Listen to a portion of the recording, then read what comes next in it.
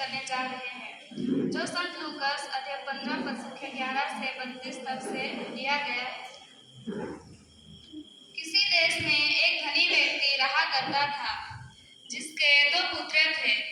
दोनों पुत्रों ने किसी दिन अपने पिता से बात करनी चाहिए। तत्पश्चात छोटे पुत्र ने अपने पिता से कहा, पिताजी, संपत्ति का जो भाग मेरा है वह मुझे दे दीजिए। और पिता ने कुछ क्षण विचार करने के बाद अपने दोनों पुत्रों को अपनी अपनी संपत्ति बांट दी।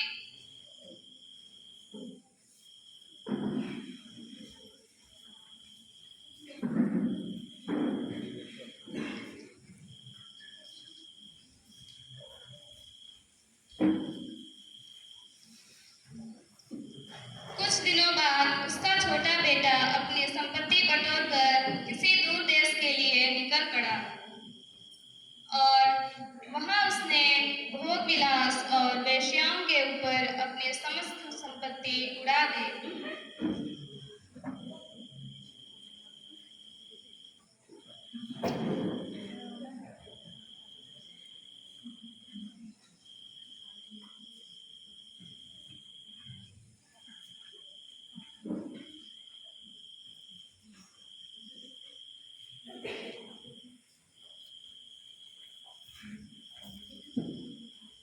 जब वह सब कुछ खर्च कर चुका तो उस देश में भारी अकाल पड़ा और उसकी हालत तंग हो गई। अपनी तंगी हालत को सोचकर वह नौकरी की तलाश में निकल पड़ा। इधर उधर भटकने के बाद उसे एक धनी व्यक्ति मिला। उसने उसके पास जाकर निवेदन किया, क्या मैं अपना पेट भरने के लिए आपके यहाँ काम कर सकता हूँ? ठीक है, तो मेरे सुअरों को चराने का काम कर सकते हो। इस प्रकार वह छोटा बेटा वहाँ निवासी का नौकर बन गया, जिसने उसे अपने खेतों में सुअर चराने भेजा और वह वहाँ सुअर चराने का काम करने लगा। वह इतना भूखा हो गया था कि अपना पेट भरने के लिए जो फलियां सुअर खाते थे उन्हीं से वह अपना पेट भरना चाहता था, लेकिन वहाँ उस धनी व्यक्ति के अन्य नौकर उसे खाने नहीं देते थे। तब वह होश में आया और यह सोचने लगा, मेरे पिता के घर कितने ही मजदूरों को जरूरत से ज्यादा रोटी मिलती है और मैं यहाँ भूखे मर रहा हूँ। मैं उठकर अपने पिता के पास जाऊंगा और उनसे कहूंगा, पिताजी, मैंने स्वर्ग के विरुद्ध और आपके प्रति पाप किया है। मैं आपके पुत्र कहलाने योग्य नहीं रहा। मुझे अपने मजदूरों में से एक जैसा रख लीजिए।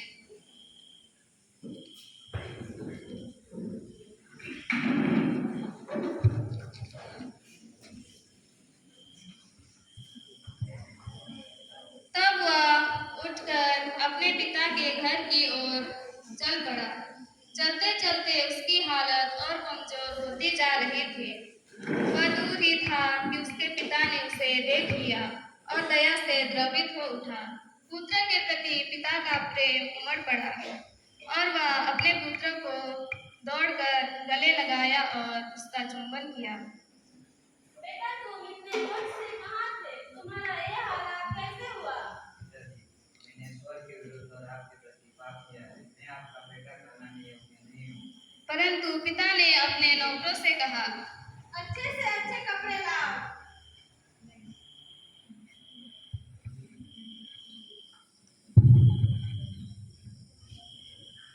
अंगूठी और जूते पहनाओ।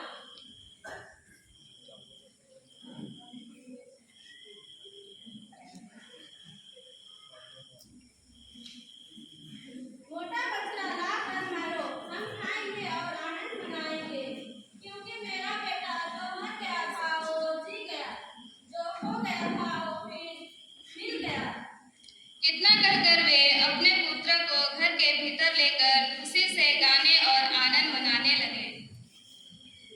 उसका बड़ा लड़का खेत में था। जब वह लौटकर घर के निकट पहुंचा तो उसे गाने बजाने और नाचने की आवाज सुनाई पड़ी। तब वह अपने एक नौकर को बुलाकर इस आनंद का विषय पूछने लगा।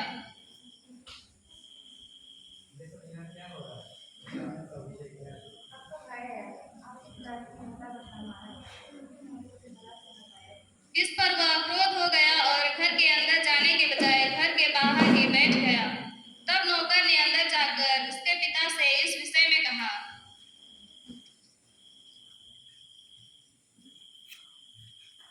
तब उसका पिता उसे मनाने के लिए बाहर आया, किंतु उसके बेटे ने क्रोध से आकर पिता से कहने लगा, ये सब क्या है? मैंने इतने वर्षों से आपकी सेवा की, मैंने कभी आपकी आज्ञा को उल्लंघन नहीं किया, फिर भी आपने मुझे एक बकरी का बच्चा तक नहीं दिया। मैं अपने मित्रों के साथ आनंद माना, लेकिन उस बेटे के लिए जिसने वेश्या के ऊपर आपकी सारी संपत्ति उड़ा दी, आप उसके लिए आनंद मनाने लगे। यह सुनकर उसके पिता ने उसे उत्तर देते हुए कहा, बेटा, तुम तो सदा मेरे साथ रहते हो, मेरा जो है सब तुम्हारा ही है, परंतु आनंद मनाना उचित है, क्योंकि तुम्हारा भाई जो मर गया था वो जी गया, जो खो गया था वो फिर मिल गया। फिर वे एकत्र होकर आनंद मनाने लगे।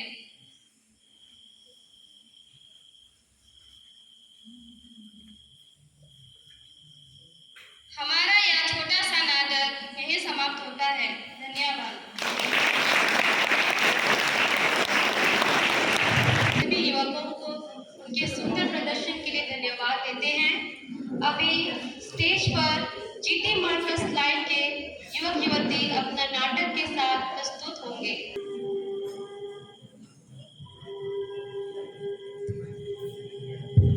आप सबों को जय यीशु। आज हम GT Marcus line secret heart church के यूथ लोग आप लोगों को मत्ती रचित सुसमाचार अध्याय 20 पद संख्या 1 से 16 तक के दृष्टांत को विस्तार रूप से दिखा रहे हैं।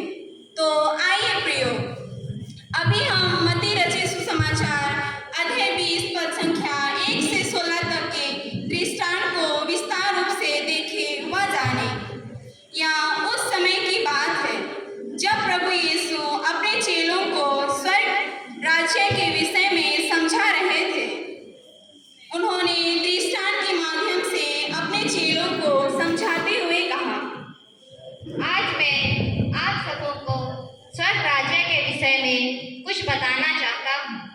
स्वर्ग का राज्य उस भूमिधर के सदृश है जो अपने दाख बाड़ी में मजदूरों को लगाने के लिए बहुत सवेरा घर से निकला।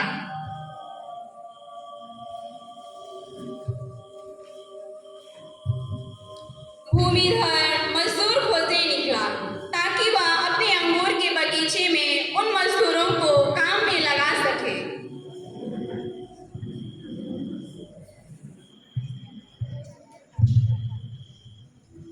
सुनो भाइयों, आप लोग यहाँ पे क्या कर रहे हो? कुछ भी नहीं।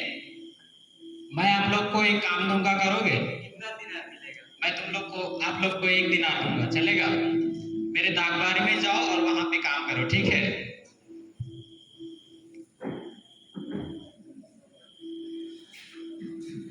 फिर पहाड़ एक दिन चढ़े, लगभग वह बाहर निकला और उसने दूसरों को चौक में बेकार खड़ा देखकर कहा,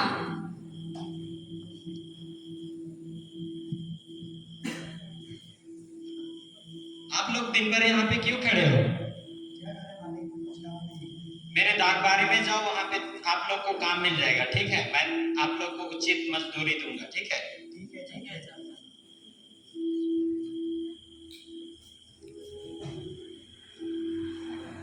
लगभग दूसरे और तीसरे पहर भी उसने बाहर निकला और ऐसा ही किया।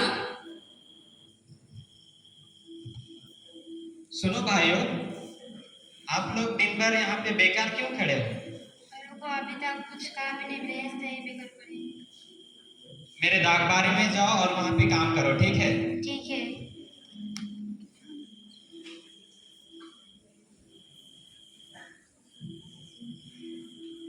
शाम के समय बारी के मालिक ने अपने करिंदे से कहा, सुनो भाई, जी हाँ, सभी मजदूरों को बुलाओ और उन्हें उनकी मजदूरी दे दो। जो पहले आए और बाद में आए सबको दे दो, ठीक है? ठीक है।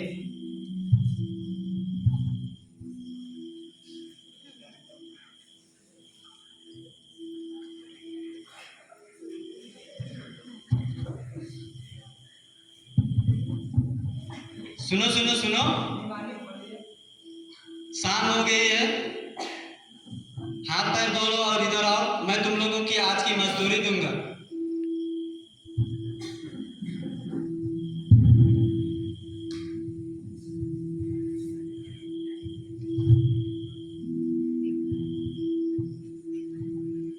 जब वे मजदूर आए जो 1 घंटा दिन रहे काम पर लगाए गए थे, तो उन्हें 1-1 दिनार मिला।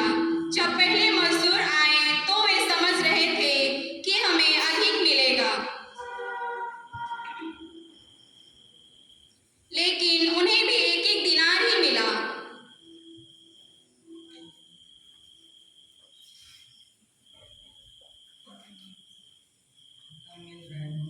उसे पाकर वे कहते हुए भूमिधर के विरुद्ध गुनगुनाने लगे।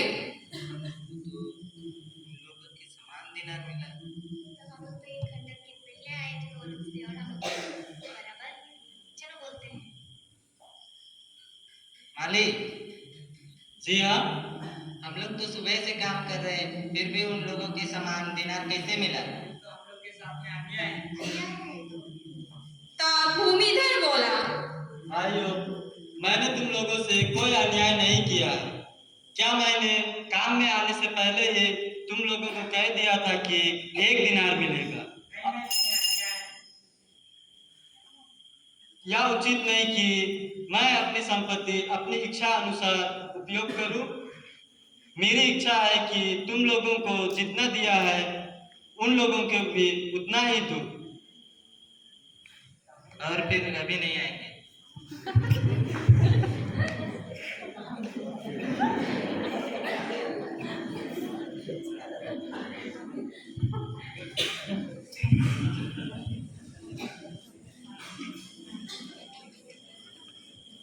तब यीशु ने अपने चेलों से कहा, इस प्रकार जो पिछले थे वे आगे हो जाएंगे और जो आगे थे वे पीछे हो जाएंगे।